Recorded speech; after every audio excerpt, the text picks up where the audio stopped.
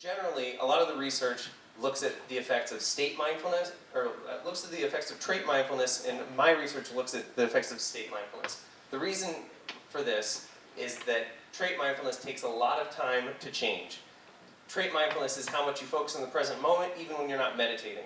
So it's kind of like through meditating once a day for 8 weeks or for a year and becoming an expert meditator, you're making it so that you're strengthening this muscle where you're focusing more on the present moment in general and less on the past and future. It's easier for you to reconnect with the present moment, and your habits, in terms of what you usually think about or what you usually focus on, tend to be more present focused, less past and future focused. However, there are some situations where you don't want to be focusing on the present. You want to be planning.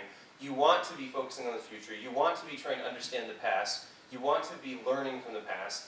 And if we, at the extreme, if you were only focusing on the present moment pretty much all the time, then you wouldn't feel as much meaning in your life. You wouldn't think as much about your goals or your future identities and these things that we also care about. So I think that having state mindfulness right in the situations on the spot when you need it is in some ways better, or at least less risky, than trying to change people's trait mindfulness, because it's less invasive and it allows people not to be mindful in the situations where it's not necessarily beneficial.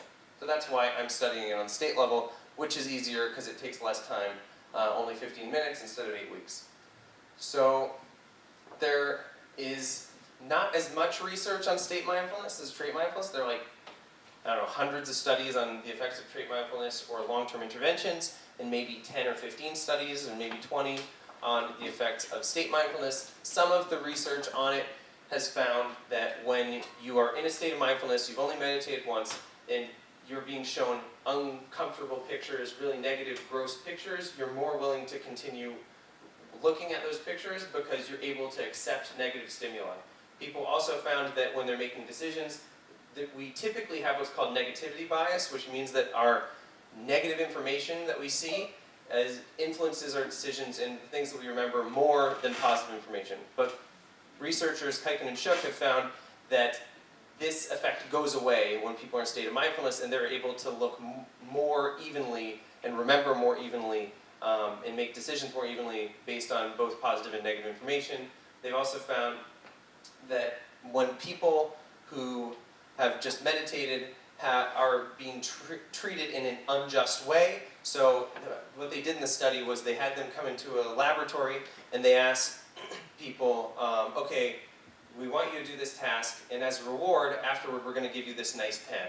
And then at the end of the study, they said, oh, actually, we don't have enough pens, so you can't have the pen.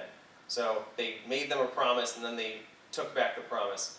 And they found that people who had meditated are more likely to accept this and just leave. And people who didn't meditate are more likely to steal the pen.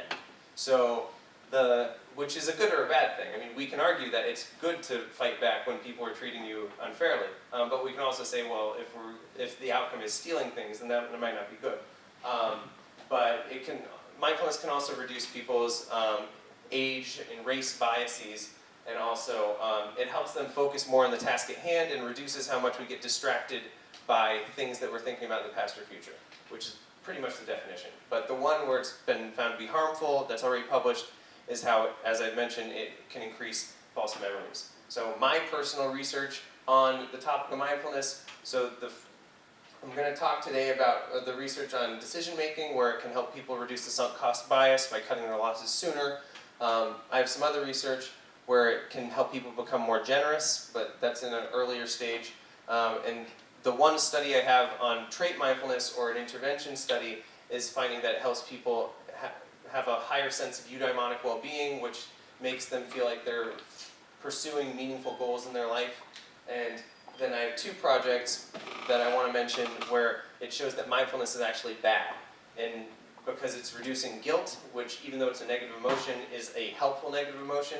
And it also has been found to be reducing, we have found it to be reducing task motivation. And I've tried to write a paper that summarizes a lot of these different things, which I just had published in the Journal of Business Research, and this is the idea, or this is the model of it. Basically, when people are in a situation that makes them feel stressed, they have more negative emotion, they feel more threatened, then if they realize realize that this is a problem situation, they can meditate, they can do what's called an on-the-spot mindfulness meditation intervention, and that makes them focus more on the present moment in most situations, reduces their self-threat and negative affect, and then leads to a bunch of different outcomes. There are some other situations where this might be more or less true, based on whether people have meditation experience and what type of meditation they use, but that's the overall idea. And so, one effect that we found before was that when people meditate, they're able to make better decisions because they can cut their losses sooner.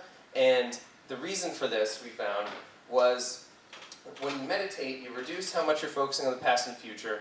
This reduces how much you're feeling negative emotion or negative affect. And because you're not feeling as much negative emotion, and we typically associate negative emotions, we feel negative emotions when we don't want to admit we're wrong, when we made a mistake, but we often keep on going in the direction of the mistake because we don't want to admit it. Because of this reduction in negative emotion, people were able to reduce how much they escalated their commitment or committed the sunk cost bias.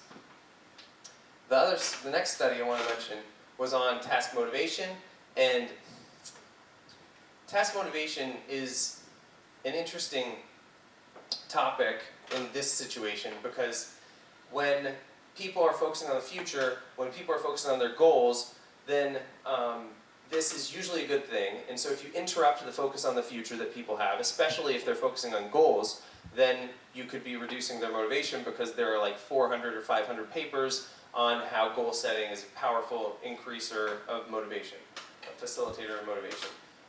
But people also have this physiological arousal when they are motivated to do something. So if you're really engaged in a task, if you're feeling a sense of flow, then it's very likely that you're going to have your heart rate increase and you're going to feel really immersed in the task at hand and you're going to get in the zone.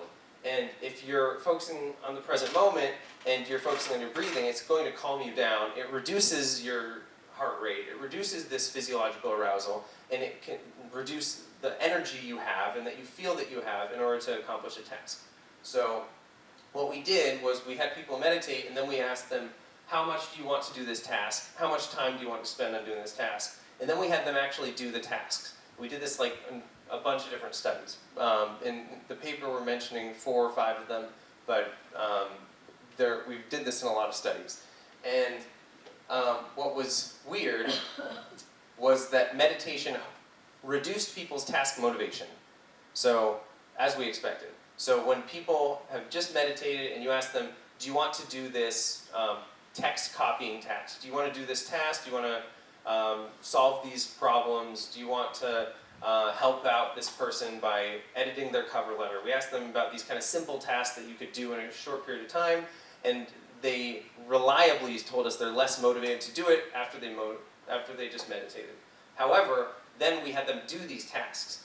And what happened was, so here, this is a meta-analysis where it shows that there's a significant negative effect of meditation on task motivation. But then when we actually had them do the task, their performance, it did not get lower.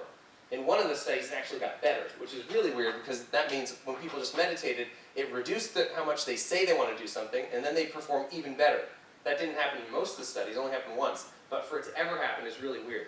So basically, we found that meditation reduced motivation, but not performance. And the reason for that is that it reduced how much people are focused on the future, it reduced their arousal and how much they felt high arousal types of emotions like enthusiasm, feeling active, and that reduced how motivated they were for the task. But these things didn't really change their performance. So then we have some other studies, Isabel Salal and I, on guilt and how mindfulness can reduce guilt. And what's helpful about guilt, even though it's a negative emotion, is that it usually makes people want to fix the problem they created. It makes people want to pay back the people they've hurt. It makes people try to reconnect or try to fix a relationship. And so even though people can sometimes think, okay, negative emotions, they're unpleasant, we want to avoid them, guilt is probably one of the emotions that's more helpful, more socially useful than others, such as, for example, anger.